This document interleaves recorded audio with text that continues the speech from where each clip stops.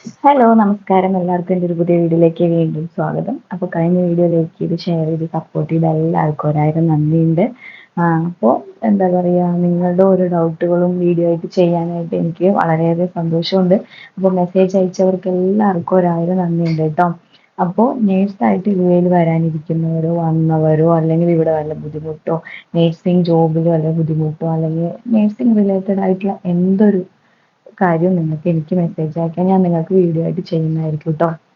അപ്പോൾ ഞാൻ ഇപ്പോൾ എന്ന് വെച്ച് കഴിഞ്ഞാൽ ഓരോരുത്തരുടെയും ക്വസ്റ്റ്യൻസ് മെസ്സേജിലൂടെ വരുന്ന ക്വസ്റ്റ്യൻസ് വീഡിയോസ് ആയിട്ട് ചെയ്യുന്ന കേട്ടോ. അപ്പോൾ നമ്മുടെ ഒരു സബ്സ്ക്രൈബർ ചോദിച്ചൊരു ക്വസ്റ്റ്യൻ ആയിരുന്നു ഇൻ്റർവ്യൂയുടെ പ്രിപ്പറേഷനെ കുറിച്ച്. അതായത് നേഴ്സിംഗ് യു എയിൽ ഒരു ഇൻ്റർവ്യൂവിന് പോകുമ്പോൾ എന്തൊക്കെ പ്രിപ്പറേഷൻ ചെയ്യണം എന്നുള്ളൊരു വീഡിയോ ചെയ്യാവോ എന്ന് ചോദിച്ചിട്ടുണ്ടായിരുന്നു. അപ്പോൾ അതിനുള്ളൊരു മറുപടി അപ്പോൾ മറ്റുള്ളവർക്ക് അതൊരു ഹെൽപ്പ് ആവുമെന്ന് വിചാരിക്കുന്നു. അപ്പോൾ ഫസ്റ്റ് ഓഫ് ഓൾ നമ്മളൊരു ഇൻ്റർവ്യൂവിന് പോകുമ്പോൾ നമുക്ക് ഫസ്റ്റ് വേണ്ടത് ബേസിക് ആയിട്ടുള്ള ഒരു നോളേജ് വേണം. ഇംഗ്ലീഷിനെ കുറിച്ചിട്ട് അറിയാലോ. ഇത് GCC കൺട്രി ആണ്. ഇവിടെ നമുക്ക് എന്തായാലും നമ്മുടെ ലാംഗ്വേജ് മലയാളം ഉപയോഗിക്കാൻ പറ്റില്ല. ഉറപ്പായും ഇംഗ്ലീഷ് അത്യാവശ്യം പറയാനും എഴുതാനും വായിക്കാനും അതൊക്കെ നമുക്കറിയാം. പറയാൻ അത്യാവശ്യം എന്തായാലും അറിഞ്ഞിരിക്കണം. അപ്പോൾ ചില കാര്യങ്ങൾ നമുക്ക് അറിഞ്ഞിരിക്കണം കേട്ടോ. അപ്പോൾ അത് നിങ്ങൾ എന്താ പറയുക, ഇംഗ്ലീഷിൻ്റെ വലിയ നോളേജ് ഇല്ലെങ്കിൽ ഉറപ്പായിട്ടും ഒരു എന്താ പറയുക സ്പോക്കൺ ഇംഗ്ലീഷിൽ എന്തെങ്കിലും ചേർന്നിട്ട് ഇംഗ്ലീഷ് എന്ത് ചെയ്യുക, അത്യാവശ്യം വേണ്ട വാക്കുകളൊക്കെ ഒന്ന് പഠിച്ചെടുക്കുന്നത് നന്നായിരിക്കും കേട്ടോ. എന്താ വെച്ചാൽ ഞാനൊക്കെ ഒരു ഇംഗ്ലീഷിനെ കുറിച്ച് ഒരു ABCD അറിയാണ്ടാണ് ഇവിടെ വന്നത്. പക്ഷെ ഇവിടെ വന്ന് നമ്മളൊരു ഇതിൽ അണ്ടറിൽ വർക്ക് ചെയ്യുമ്പോൾ നമുക്ക് ഉറപ്പായും ലാംഗ്വേജ് നോളേജ് ഇൻക്രീസ് ആവും. നമുക്ക് എന്ത് ചെയ്യാം, നന്നായിട്ട് സ്പീക്ക് ചെയ്യാൻ വേണ്ടി പറ്റും. പക്ഷെ ഫസ്റ്റൊക്കെ ഞാൻ ഒരുപാട് നാണം കെട്ടിട്ടുണ്ട്. ഒരുപാട് മുന്നിൽ നാണം കെട്ട് അപമാനപ്പെട്ട് അങ്ങനെ കുറേ കഷ്ടപ്പെട്ടിട്ടുണ്ട്. അങ്ങനെ ഞാൻ പഠിച്ചെടുത്തതാണ്. ഇപ്പം എനിക്ക് ഒരുവിധം പറയാൻ അറിയുമെന്നുള്ളൊരു കോൺഫിഡൻറ്റ് എനിക്കുണ്ട്. ഫസ്റ്റ് ഓഫ് ഓൾ നമുക്കൊരു കോൺഫിഡൻറ്റ് വേണം. പിന്നെ അവർ പറയുന്നത് നമുക്ക് മനസ്സിലാക്കാനും പറ്റണം. ഇത് ഫസ്റ്റ് ഓഫ് ഓൾ വേണം. പിന്നെ ഇൻ്റർവ്യൂവിലേക്ക് കിടക്കുവാണെങ്കിൽ അവർ ചോദിക്കുന്നത് എന്താണെന്ന് വെച്ച് കഴിഞ്ഞാൽ അതായത് കറക്റ്റ് ആയിട്ടുള്ളൊരു എന്താ പറഞ്ഞു വെച്ച പോലുള്ള ക്വസ്റ്റ്യൻസോ കാര്യങ്ങളോ ഇപ്പോൾ എക്സാമിനൊക്കെ ചോദിക്കുന്ന പോലെ അതേ തന്നെ അങ്ങനെയൊന്നും നമുക്ക് എക്സ്പെക്ട് ചെയ്യാൻ പറ്റത്തില്ല. അവിടെ എന്താണോ അവർ കാണുന്നത്, അതായത് ലൈവ് ആയിട്ടാണ് അവർ ഓരോ ക്വസ്റ്റ്യൻസ് ചോദിക്കുന്നത്. അപ്പം നമുക്ക് എന്താക്കാം, കോമൺ ആയിട്ട് കുറച്ച് കാര്യങ്ങൾ ഞാൻ എന്ത് ചെയ്യാൻ പറയാം. അതെന്തായാലും എല്ലാത്തിലും കോമൺ ആയിട്ട് വരുന്നതാണ്. ഫസ്റ്റ് എന്ന് വെച്ച് കഴിഞ്ഞാൽ ഇൻട്രൊഡ്യൂസ് യുവർ സെൽഫ് എന്നുള്ള കാര്യം ചോദിക്കാറുണ്ട്. ഓൾമോസ്റ്റ് എല്ലായിടത്തും ഇൻട്രഡക്ഷൻ ചോദിക്കാറുണ്ട്. അപ്പോൾ അതിൽ നമ്മൾ എന്ത് വെച്ച് കഴിഞ്ഞാൽ നമ്മൾ വാരി വലിച്ച് കുറേ കാര്യങ്ങളൊന്നും പറയണ്ട നമ്മളെ കുറിച്ചിട്ട്.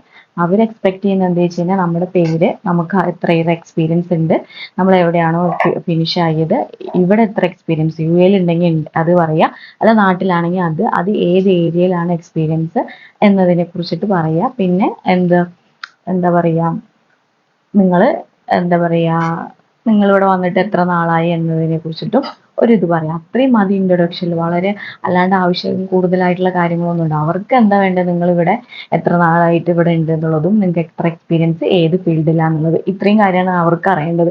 അപ്പോൾ ആ കാര്യം മാത്രം നമ്മൾ എടുത്തു പറഞ്ഞാൽ മതി. അല്ലാത്ത കാര്യങ്ങൾ ആവശ്യമില്ലാത്തതൊന്നും കൂട്ടിക്കുഴച്ചൊന്നും പറഞ്ഞ് ഇൻട്രൊഡക്ഷൻ കൊളാക്കരുത്. ഒരു ഇൻട്രൊഡക്ഷൻ ഒരു ബേസിക് ആണ്. അത് കണ്ടിട്ടാണ് അവർ എന്ത് ചെയ്യുക, അടുത്തതിലേക്ക് പോകണോ പോകണ്ടേ എന്നുള്ളതൊക്കെ ചൂസ് ചെയ്യുക. പിന്നെന്ന് വെച്ച് കഴിഞ്ഞാൽ നമ്മുടെ കറണ്ട് എക്സ്പീരിയൻസ്, അല്ലെങ്കിൽ ഇപ്പോൾ കറണ്ട് ഇല്ലെങ്കിൽ കറണ്ട് വർക്ക് ചെയ്യുന്നില്ലെങ്കിൽ പ്രീവിയസ് ലാസ്റ്റ് നിങ്ങൾ എവിടെയാണ് വർക്ക് ചെയ്തത് ആ എക്സ്പീരിയൻസ്, ആ റിലേറ്റഡ് ആയിട്ടുള്ള കാര്യങ്ങൾ ചോദിക്കും. ഇപ്പം നിങ്ങൾ എമർജൻസി ആണെങ്കിൽ എമർജൻസി റിലേറ്റഡ് ക്വസ്റ്റ്യൻസുകൾ ചോദിക്കും. അവിടെ എന്തായിരുന്നു, എങ്ങനത്തെ പേഷ്യൻസിനെയൊക്കെ ഡീൽ ചെയ്തിട്ടുണ്ട്, എങ്ങനത്തെയൊക്കെ കേസുകൾ വരാറുണ്ട് എന്നുള്ളത്. ഇപ്പോൾ ICU ആണെങ്കിലും വാർഡാണെങ്കിൽ, ഇപ്പോൾ വാർഡിൽ തന്നെ ഇപ്പോൾ മെഡിക്കൽ വാർഡ്, സർജിക്കൽ വാർഡ് അല്ലെങ്കിൽ രണ്ടും റിലേറ്റഡ്. അപ്പോൾ അവിടെ എന്തൊക്കെ കേസുകൾ വരാറുണ്ട്, അവിടെ എന്തൊക്കെ റിലേറ്റഡ് കേസ് ഹാൻഡിൽ ചെയ്തിട്ടുണ്ട്, അങ്ങനത്തെ കാര്യങ്ങളെക്കുറിച്ച് ചോദിക്കാറുണ്ട്. പിന്നെ എന്താ വെച്ച് കഴിഞ്ഞാൽ സാലറി എക്സ്പെക്റ്റേഷൻ ചോദിക്കാറുണ്ട്. അപ്പോൾ വാരിക്കവരി സാലറി ഇത്രയെന്നുള്ളത് നമുക്ക് പറയാനുള്ളത് നമ്മൾ പറയുക, അവർ ചൂസ് ചെയ്യും. എന്തായാലും അവരൊരു ഫിക്സഡ് സാലറി അവർ ഓൾറെഡി ഇതാക്കി വെച്ചിട്ടുണ്ട്. അപ്പോൾ ആ സാലറി അവർ തരും. അപ്പോൾ നമ്മൾ എത്ര പറഞ്ഞാലും നമുക്ക് ആ സാലറി ഒന്നും കിട്ടില്ല. അപ്പോൾ നമുക്ക് ഇത്ര എക്സ്പെക്റ്റേഷൻ ഉണ്ടെങ്കിൽ നമുക്കത് തുറന്നു പറയാം. അതാരും പേടിക്കേണ്ട ഒരാവശ്യമില്ല. അതിനെക്കുറിച്ച് ചോദിക്കും. പിന്നെ നമ്മുടെ കറണ്ട് എക്സ്പീരിയൻസ്, പ്രീവിയസ് എക്സ്പീരിയൻസ്, അതിനെക്കുറിച്ചൊക്കെ ചോദിക്കും. പിന്നെ എന്താ പറയുക, അത് റിലേറ്റഡ് ആയിട്ടുള്ള കാര്യങ്ങൾ അങ്ങനെ ചോദിക്കത്തുള്ളൂ.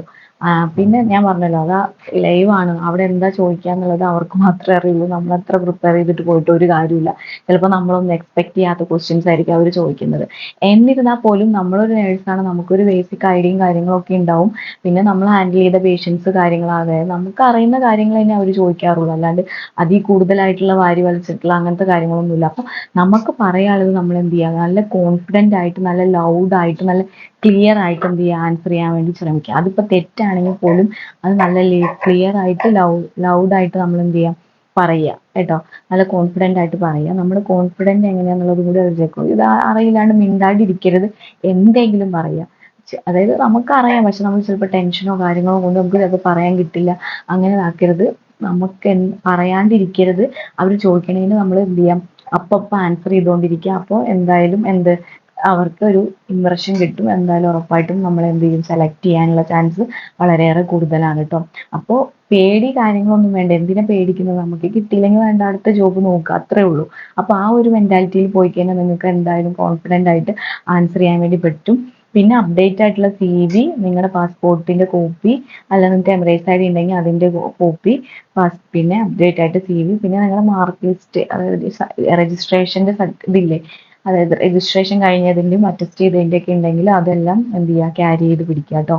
പിന്നെ പ്രീവിയസ് ഏതെങ്കിലും എംപ്ലോയി ആയിട്ട്, അതായത് പ്രീവിയസ് കമ്പനിയിൽ വർക്ക് ചെയ്യുന്നതാണെങ്കിൽ ആ വിസയുടെ ഒരു സ്റ്റാറ്റസ്, വിസയുടെ കോപ്പിയും എടുത്ത് കയ്യിൽ ഫോട്ടോ കോപ്പി പിടിക്കും. ഇത്രയും കാര്യങ്ങൾ ഫോട്ടോ കോപ്പി ആയിട്ട് കയ്യിലിരിക്കണം. പിന്നെ സെൽഫ് ഇൻട്രൊഡക്ഷൻ, പിന്നെ നമ്മൾ ഡിപ്പാർട്ട്മെന്റ് ഏതാണ് വർക്ക് ചെയ്ത ആ എക്സ്പീരിയൻസ് റിലേറ്റഡ് ക്വസ്റ്റ്യൻ ചോദിക്കും.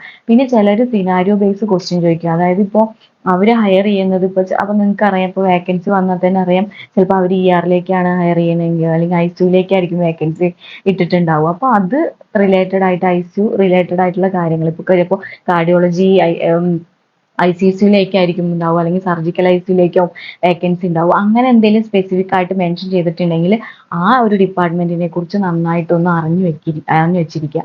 പിന്നെ നിങ്ങൾക്ക് അതിലൊന്നും എക്സ്പീരിയൻസ് ഇല്ലെങ്കിൽ നിങ്ങൾ ചുമ്മാ പോയിട്ട് അറ്റൻഡ് ചെയ്തിട്ട് ഒരു കാര്യമില്ല, അവരെന്തായാലും സെലക്ട് ചെയ്യില്ല. അവർക്ക് ആ ICU എക്സ്പീരിയൻസ്, ആ ഒരു ഡിപ്പാർട്ട്മെന്റ് എക്സ്പീരിയൻസ് ഉള്ള ഒരാളെ തന്നെ അവർക്ക് വേണം. പിന്നെ നിങ്ങളുടെ പെർഫോമൻസ് വെൽ ഗുഡ് ആണെങ്കിൽ ഉറപ്പായിട്ടും സെലക്ഷൻ കിട്ടും. പക്ഷേ റെയർ ആണ് ICU അങ്ങനത്തെ കാര്യങ്ങളിലൊക്കെ എക്സ്പീരിയൻസ് ഇല്ലാണ്ട് പോകുന്നത് കേട്ടോ. അപ്പോൾ അങ്ങനത്തെ ഒരു സ്പെസിഫിക് ആയിട്ട് പറഞ്ഞിട്ടുണ്ടെങ്കിൽ നിങ്ങൾ എന്ത് ചെയ്യാം, അതിനെ ആ റിലേറ്റഡ് ആയിട്ടുള്ള കാര്യങ്ങളും അവിടെ വരുന്ന കേസുകളും കാര്യങ്ങളൊക്കെ ഒന്ന് ജസ്റ്റ് പഠിച്ചിരിക്കുക. അവരൊരു സിനാരിയോ തരും, ഇന്നൊരു പേഷ്യന്റ് ഇങ്ങനെയൊക്കെ ആയിട്ട് വന്നു, അപ്പോൾ നിങ്ങൾ എന്താ ചെയ്യുക എന്നുള്ളത് ചോദിക്കും. അങ്ങനെയാണ് ചോദിക്കുക. അപ്പോൾ നമ്മൾ എന്ത് ചെയ്യുക, നമുക്കറിയുന്ന കാര്യം ചെയ്യുക. നമുക്കറിയുന്ന കാര്യം തന്നെയല്ലേ, നമ്മൾ പേഷ്യൻസിനെ ഹോസ്പിറ്റലിൽ കാണുന്നുണ്ട്, നമ്മൾ ഡീൽ ചെയ്യുന്നുണ്ട്, നമ്മൾ മെഡിസിൻ കൊടുക്കുന്നുണ്ട്, നമ്മൾ ഡോക്ടറെ വിളിക്കുന്നുണ്ട്. അപ്പോൾ നിങ്ങൾ എന്താണ് അവിടെ ചെയ്യാറെന്ന്, നമ്മൾ സാധാരണ എന്താണ് ഹോസ്പിറ്റലിൽ ചെയ്യുന്നത്, അങ്ങനത്തെ സിനാരിയോ ബേസ്ഡ് ക്വസ്റ്റ്യൻ ചോദിക്കും. അപ്പോൾ അത് കോൺഫിഡൻ്റ് ആയിട്ട് ഒന്ന് പറയും, ഇങ്ങനെ പേഷ്യൻ്റ് വന്നതിന് ഞങ്ങൾ ഇങ്ങനെ ചെയ്യും, ഞാൻ എന്താണ് നിങ്ങൾ ചെയ്യാറ് യൂഷ്വലി എന്നുള്ളത് അത് അവരുടെ അടുത്ത് പറയാം. അങ്ങനെ സിനാരിയോ ബേസിസ് ഉള്ള ക്വസ്റ്റ്യൻസ് ചെയ്യും. ഇതാണ് സിനാരിയോ ബേസുള്ള ക്വസ്റ്റ്യൻ. അത് കഴിഞ്ഞ് പേഷ്യന്റ് ഇന്ന അസുഖമായിട്ട് വന്നു, പെട്ടെന്ന് ഇതായി കൊളാപ്സായി വീണു, അപ്പോൾ നിങ്ങൾ എന്താണ് നിങ്ങളുടെ ഫസ്റ്റ് നിങ്ങൾ എന്താ ചെയ്യുക എന്നുള്ളത് ചോദിക്കും. അങ്ങനത്തെ ക്വസ്റ്റ്യൻസ് ചോദിക്കാറുണ്ട്. പിന്നെ ഇങ്ങനെ റിലേറ്റഡ് ആയിട്ടുള്ളത്. അപ്പോൾ ഞാൻ പറഞ്ഞല്ലോ, എന്ത് പറയുവാണെങ്കിലും ക്ലിയർ ആയിട്ട് കോൺഫിഡൻ്റ് ആയിട്ട് പറയുക. ഒന്നും ആൻസർ ചെയ്യാണ്ട് അവരുടെ മുന്നിൽ ഇങ്ങനെ ഇരിക്കരുത് കേട്ടോ. നമുക്ക് അറിയുന്ന കാര്യം, നമ്മൾ പഠിച്ച കാര്യങ്ങൾ, നമ്മൾ പ്രാക്ടീസ് ചെയ്ത കാര്യങ്ങൾ മാത്രമേ ചോദിക്കുള്ളൂ. അതിലും കൂടുതലായിട്ടുള്ള വലിയ കാര്യങ്ങളൊന്നും ചോദിക്കുന്നില്ല.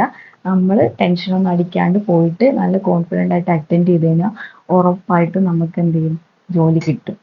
അപ്പോൾ ഇത്രേ ഉള്ളൂ ഒരു ഇന്റർവ്യൂ ഒരു പ്രിപ്പറേഷൻ എന്ന് പറഞ്ഞാൽ. വലുതായിട്ട് കുറേ അരി വലിച്ച് പ്രിപ്പയർ ചെയ്ത് പോകേണ്ട ഒരു ആവശ്യമില്ല. ചിലപ്പോൾ അതൊന്നും ചോദിക്കണോ ഇതാക്കൊന്നുമില്ല. എന്ത് അവിടെ എന്താണോ ഇതുള്ളത് പെട്ടെന്ന് അതെടുത്ത് ചോദിക്കുള്ളൂ. നമുക്ക് പേടിക്കാനോ കാര്യങ്ങൾക്കോ ഒന്നുമില്ല. നമുക്ക് ആൻസർ ചെയ്യാൻ പറ്റുന്ന ക്വസ്റ്റ്യൻസ് മാത്രമേ അവിടെ ചോദിക്കാറുള്ളൂ കേട്ടോ.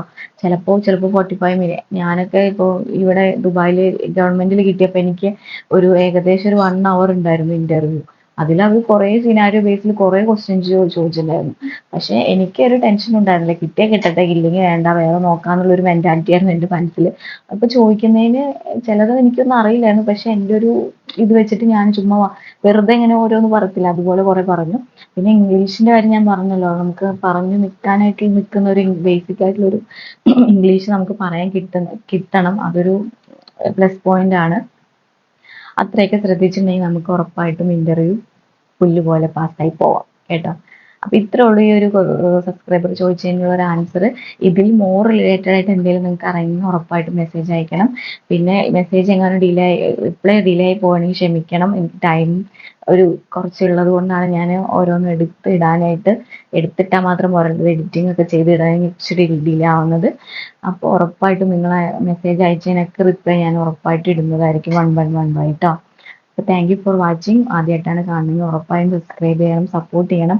അറിയില്ലാത്ത നേഴ്സസിന് വേണ്ടിയിട്ട് എന്തായാലും ഷെയർ ചെയ്ത് കൊടുക്കണം. Thank you for watching.